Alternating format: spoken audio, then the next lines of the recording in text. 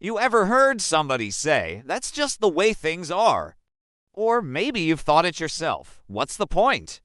This is just the way things are. Well, today I'm gonna tell you that is a lie. Your fate is not carved in stone. He was a talented writer who'd published a few stories in magazines, but he really wanted to write novels, and he was a very different person.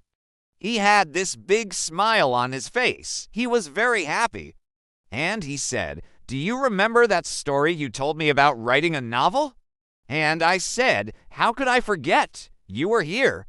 We talked about it." He said, "Well, I finished that novel and it became an international bestseller and they're remaking a movie out of it." And I said, "That's amazing. That's wonderful news." But what I thought to myself was, this is what happens when you don't listen to your intuition. Because what he was telling me is not what happened. What happened was he didn't listen to his intuition. His intuition was telling him he could do it.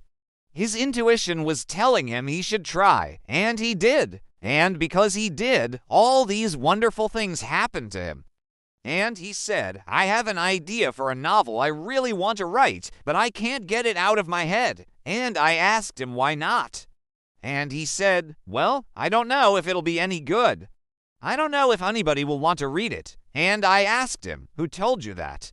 And he said, "No one. It's just the way things are." And I said, "That's not true. Things change. Everything changes.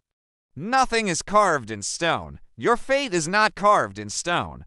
Rewrite it. Rewrite it." Years ago, a young man came to see me.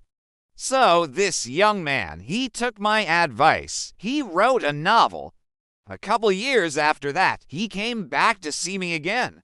So many people live their lives based on hunches, based on intuitions. But then they ignore those hunches and intuitions because they think they're not good enough or they don't deserve it or whatever the case may be.